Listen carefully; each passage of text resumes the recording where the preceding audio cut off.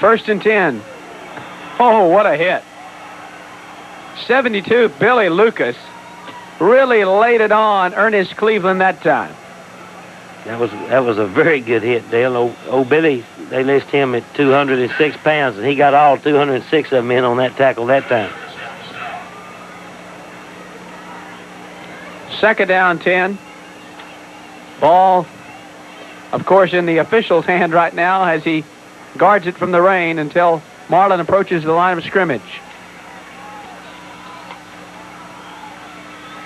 To the left side, Giddings to about the 25-yard line, brought down at that point by Randall Faulkner.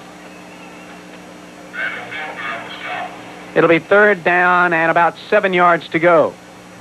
Then we have opportunity in a little bit. We'll kind of go over the final AP rankings as far as the top 10 teams and mention the Central Texas teams and also who they think, they got listed number 1, who I assume that's who they think will probably win the state championship in the respective divisions.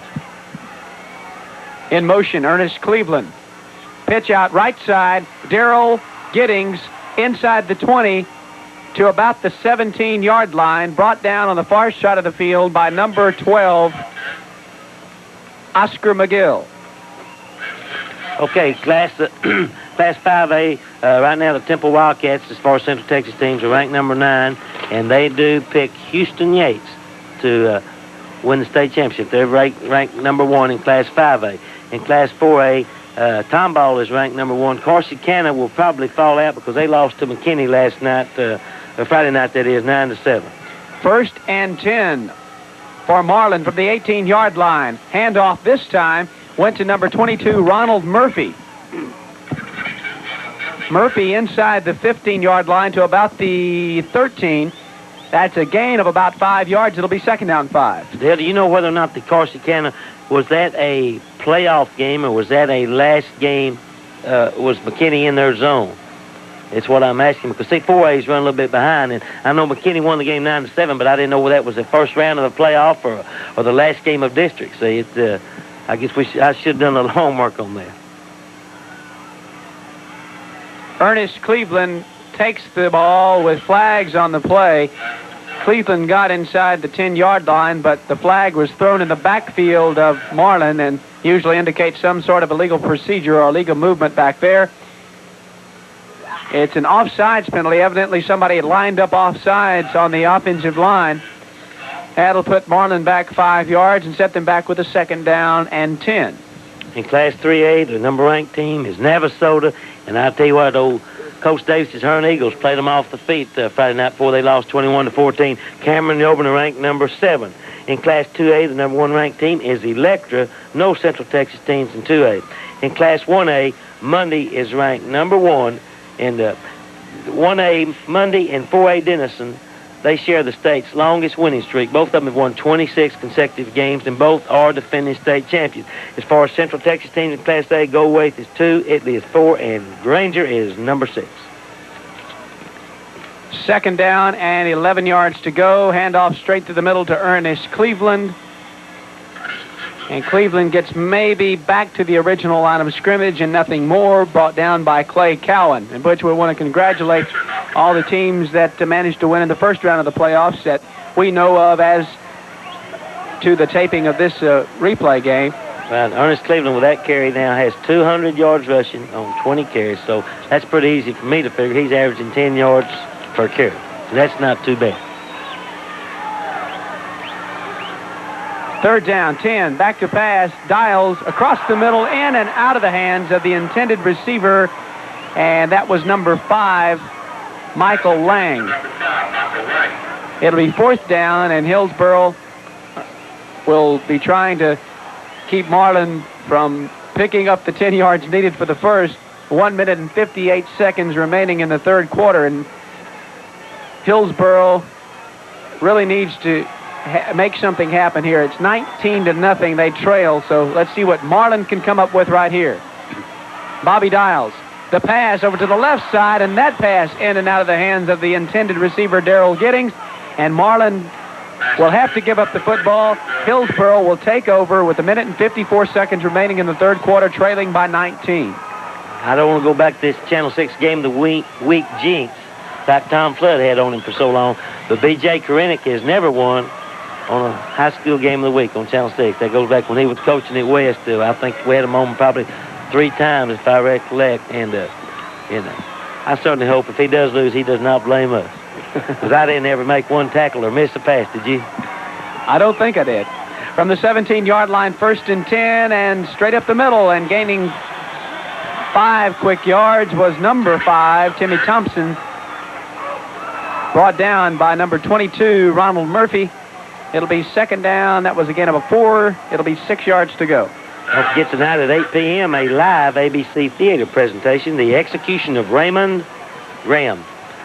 Oh, Raymond Britton thought I was going to say his name. He'd get a little word. Of course, Monday night at 8 p.m. ABC football, New York Giants and the Washington Redskins, and that's a very important game as far as the Dallas Cowboys are concerned. Pitch out wide to the right side, and nothing doing that time. Timmy Thompson had to fight both his lead blockers plus the defensive people coming in for Marlin. David Pike was the first one there to make contact, and number 70, Johnny Dupree, came up to finish him off. 3rd down 10. I was looking in this top 10 in 5A. One of my good friends and a former Waco Riker player and went on to play the Rice, John Wilkins, is the head coach out at Odessa Permian, and they are always in the top 10, and they're ranked number 3.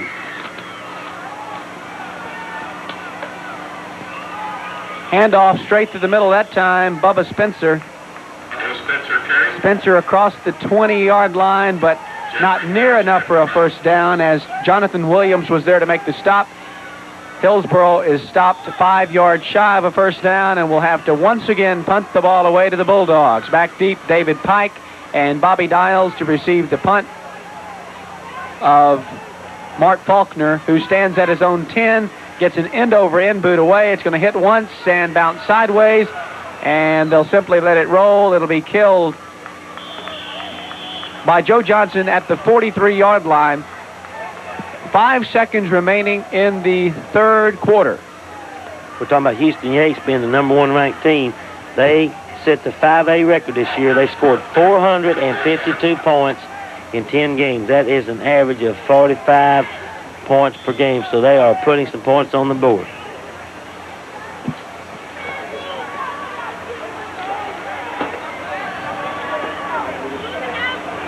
First and 10, Marlin from the 44.5-yard line.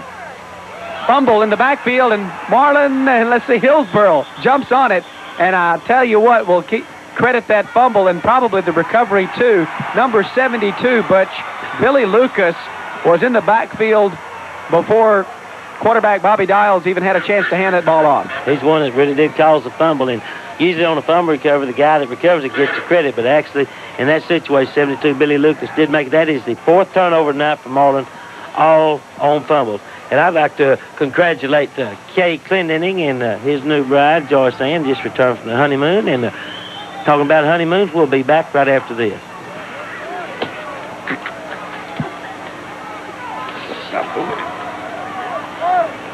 Time for Hillsboro if they're going to want to have any chance at all at winning this football game. Bubba Spencer, the ball carrier on 1st down, gets maybe a yard. It'll be 2nd down and 9.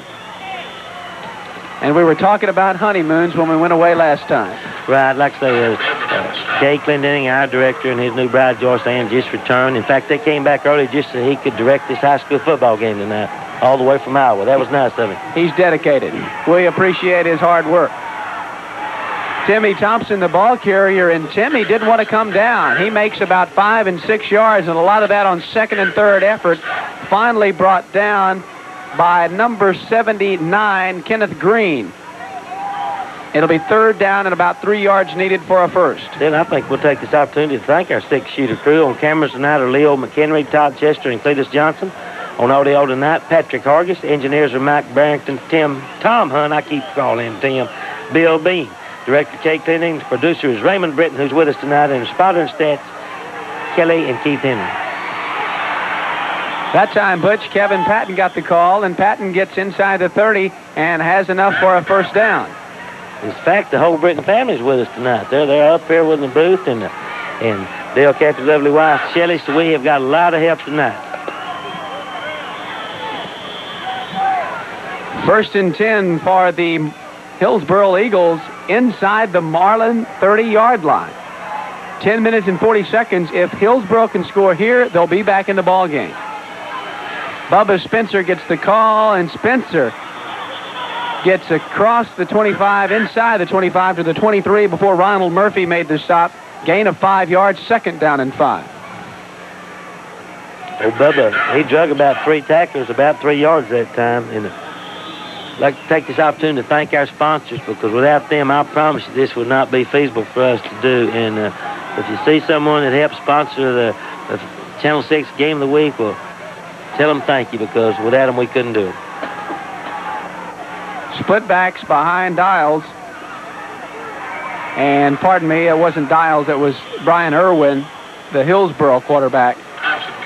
Thompson gains about 3 yards. He'll be very close to a first down, but probably about a yard and a half shy. Mike Lloyd made the stop on Timmy Thompson. Third down and about a yard to go. Hillsboro Eagles, they've come this far, and it's been so long, I'd like to see them at least get some points on the board. Splitting wide to the right side, Crockett Martin. Split backs behind Brian Irwin. Ball carrier was Timmy Thompson, and I believe Thompson will have enough for a first down. It depends on where they mark the football, and the crowd gets away from the football, and it is a first down. So they're going to move the chain, so Hillsboro continues to drive. They have a first and 10 at the 18.5-yard line of Marlin. 9 minutes and 11 seconds remaining in the ball game. It's 19-0, Marlin on top. Tell you what, I'm kind of counting Hillsboro out a little quick. You know, there's a long time to go in this football game. They score here and get a 2-point conversion. They're right back in it. Straight through the middle, Bubba Spencer, and had it not been for David Pike, Spencer would have had 6 points. Spencer's tripped up at about the 12-yard line, a gain of 7. It'll be second down and 3. I tell you what, I just like to see Brian Irwin. You know, he's rolled out a couple of times tonight and had some men open, and now Marlin looks like they're calling a timeout, and it's interesting. And when they do call timeout, that Coach Bagby brings the whole bunch over the sidelines to talk to them. So with 8:37 left, Marlin had 19-0. We'll be back after this timeout. The Marlin Bulldogs, and they trail 19-0. So here with play-by-play is my friend and cohort, Dale Cathy. Thanks, Butch. From the 12-yard line, Hillsboro needing to put some points on the board. Brian Irwin barking the signals, pitches back. Timmy Thompson inside the 5-yard line. It'll be a first and goal for Hillsboro from the 5, making the tackle Jonathan Williams, number 76. They found something they like on that little pitch sweep where they're cutting about the inside, and Timmy Thompson's doing a good job running the football. And I just think it'd be well-deserved, the Hillsboro Eagles, if they can get in and get some points on the board, to maybe come back, force a turnover. They're not completely out of this football game by a long shot. Ball resting just inside the 5-yard line. First and 10, Spencer. Spencer to the 3, and just inside the 3 before David Pike makes the stop. But this is the area that you can almost guarantee that Big Bubba Spencer will be getting the call. Looks like there's a penalty against the Marlin Bulldogs, and probably some type of offside. Before the flag was thrown, I would say it would be offsides, but that is speculation on my part. Be half the distance to the goal and a first down. First and goal from where? About the 3-yard line, I guess. 2.5. Yes, sir, the 2.5-yard line. And I'm like you, I'd be willing to bet my bottom dollar that old Bubba Spencer's going to get the call here. Of course, could also run maybe the naked bootleg by faking to Spencer. They could run a guard around, too. Well, I don't think they will, but they could. Spencer is lined up in the fullback formation, and he won't get the call. He'll be the lead blocker for number 32, Robert Bell, who doesn't pick up anything. Maybe a half yard at the most. Jeffrey Harris on the stop. Johnny Dupree, Jeff Harris, both making the stop. I'm going to give that ball to Bubba. That's all I'm going to do. And let him run right behind his baby brother Larry, who's lined up at right tackle. He'll probably get it this time. He's still lined up in the fullback formation. No, he's the lead blocker again. He is the lead blocker once again. And No gain on the play. Kenneth Green making the stop on Patton. Kevin Patton, the ball carrier. I don't know if you remember, but 2 or 3 weeks ago, Jerry Hill from the Waco Tribune-Herald had an excellent article on the Spencer boys from Hillsboro. Had the pictures and everything, and it was a very good article, and it spoke very well of both those young men. Come on, Brian Irwin, give the ball to Bubba. Bubba wants the football. Bubba got the football. Bubba got the touchdown. 1 out of 3 isn't bad, is it? I've already lost my bottom dollar, whatever that is. Probably used some incorrect English, but Bubba got what he wanted. You know, a lot of people don't know that Bubba's real name is Roderick. He just plain old Bubba. What do you go by, Dale? Bubba. You go by Bubba too, huh? Oh, Bubba Dale Caffey. Thought maybe use Dale Caffey, like old Ray Walker or something. Option play right side and slipping down Brian Irwin as they attempt the 2-point conversion. Irwin did have some daylight to run for, but his legs got running a little bit too fast for the wet turf. And with 6 minutes and 49 seconds to go, our new score is the Bulldogs of Marlin 19, the Hillsboro Eagles 6, and we'll be back with more. Right 2-point conversion. Irwin did have some daylight to run for, but his legs got running a little bit too fast for the wet turf. And with 6 minutes and 49 seconds to go, our new score.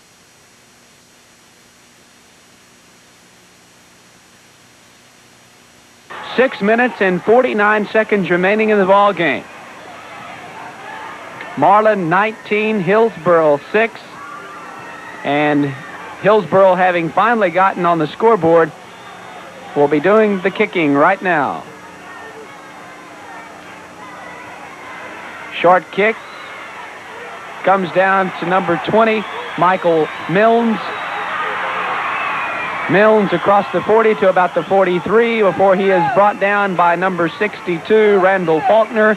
First and 10, Marlin. And right now the Bulldogs simply wanting to chew some of that time remaining on the clock. I'm looking for Ernest Cleveland here, and I know he's on here somewhere. Still sitting at that 200 yards on 20 carries. That was a 9-play, 39-yard drive, capped off by a 1-yard touchdown run by Bubba Spencer. Thank you, Keith Henry.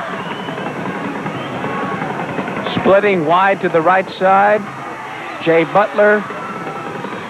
Dials gives it straight through the middle. The running back this time is Ronald Murphy, and Murphy doesn't want to come down. He gets inside the 45-yard line of Hillsboro. Where do you figure old Ronald Murphy's been? Reckon he was late getting here or something? Because I tell you, he was running like a man possessed that time. Doing a good job. Murphy, a 180-pound sophomore running back. Marlin with, I see a lot of sophomores and juniors on their roster. So they'll have a big nucleus coming back next year, and this time the ball carrier is Marcus Rose. Marcus Rose is a sophomore.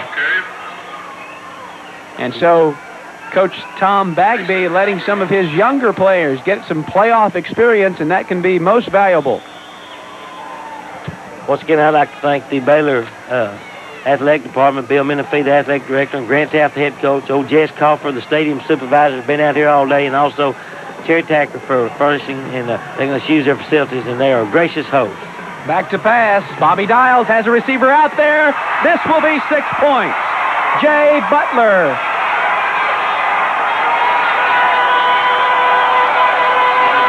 Beautiful pass from Bobby Dials to Jay Butler, and the Marlin fans celebrate. I would think so. That was a 37 yards, and that was a thing of beauty that time, Dale. As Bobby Dials laid that thing in there just perfectly, and